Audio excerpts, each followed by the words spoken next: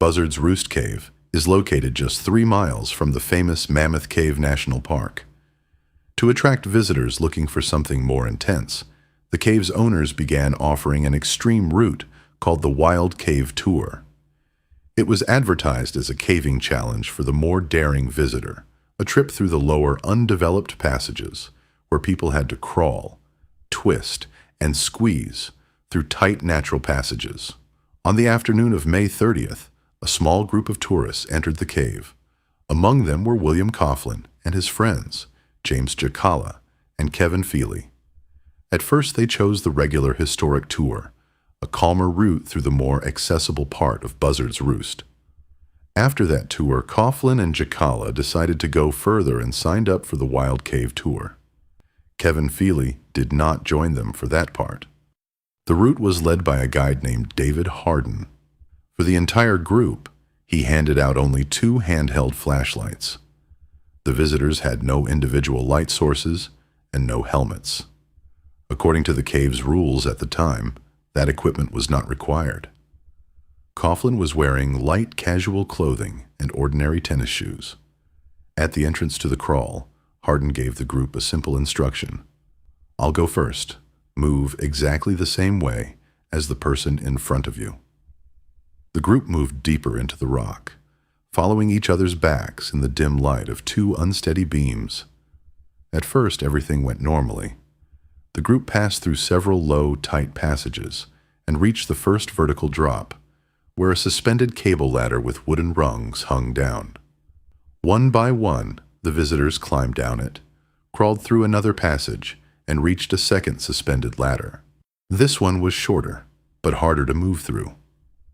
The ladder hung in a tight spot beside a rock protrusion, so the visitors had to place their feet carefully, tuck their knees in, and keep their bodies close to the ladder to avoid hitting the rock or losing balance. The group still managed to climb down. At the bottom, David Harden told them they were running far behind schedule and that he needed to go back to the surface to make a phone call. He left the group alone in the dark, promising to return if they did not make it out on their own within 45 minutes. Inside Buzzards Roost Cave, there was complete darkness, damp air, and cold rock on every side. The temperature was only 44 degrees Fahrenheit, about 7 degrees Celsius. Without a proper caving suit and thermal layers, the human body begins to lose heat quickly in those conditions.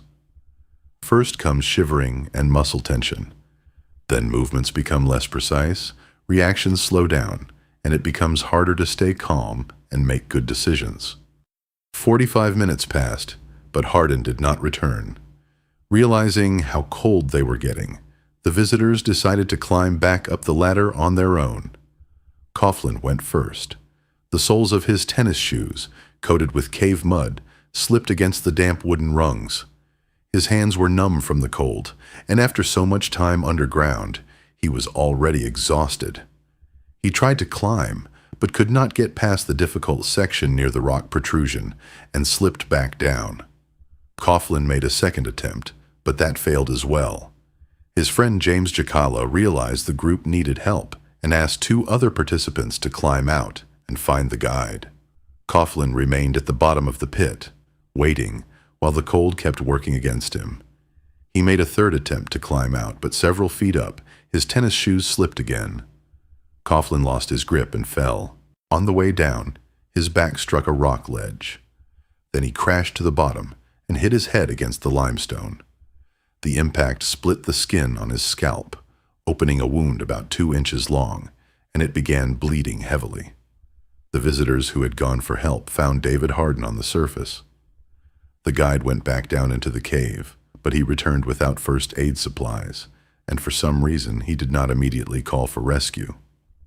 By the time Harden reached the base of the ladder, Coughlin was sitting on the floor, holding his head.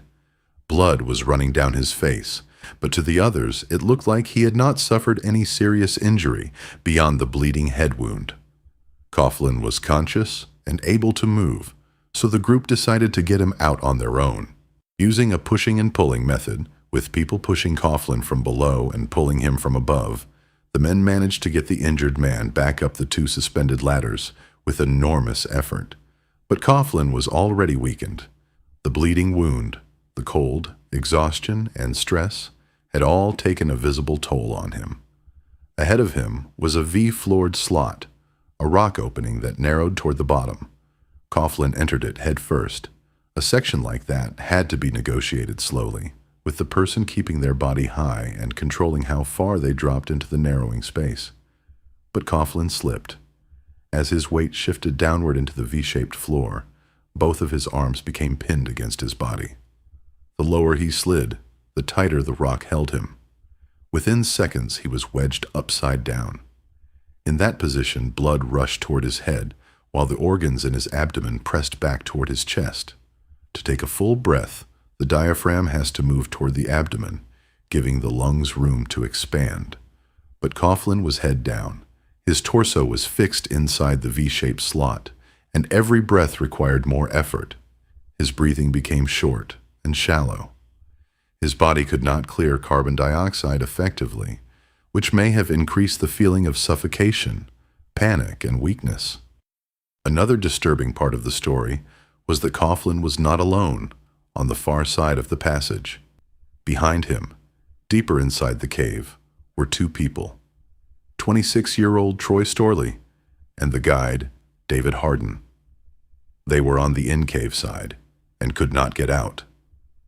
Coughlin's body blocked most of the narrow slot, leaving only a small opening above him. Through that gap, rescuers could pass blankets, food, coffee, and chemical heat packs. But for Storley and Hardin, it was far too narrow to be an exit. For a while, the group tried to handle the situation on their own, so help was called with a serious delay. The first trained rescuers reached the cave close to midnight, roughly 2 hours after Coughlin became wedged. The rescuers made their way down into the crawl. They treated the wound on Coughlin's head and tried to get oxygen to him. By then, his breathing had taken on a wet, gurgling sound, as saliva and other fluids began collecting in his throat while he grew too weak to swallow or cough properly. Heavy tools could not be used safely. The rock around Coughlin was limestone, and each attempt to break it away caused loose material to crumble into the slot faster than rescuers could clear it out. Any forceful work could shift the surrounding stones, trigger a collapse, drop debris onto him, or wedge him even tighter inside the passage. Under the effects of cold, dampness, and the head-down position, Coughlin's condition deteriorated quickly. Roughly 3 hours after becoming trapped, he stopped responding to rescuers' questions.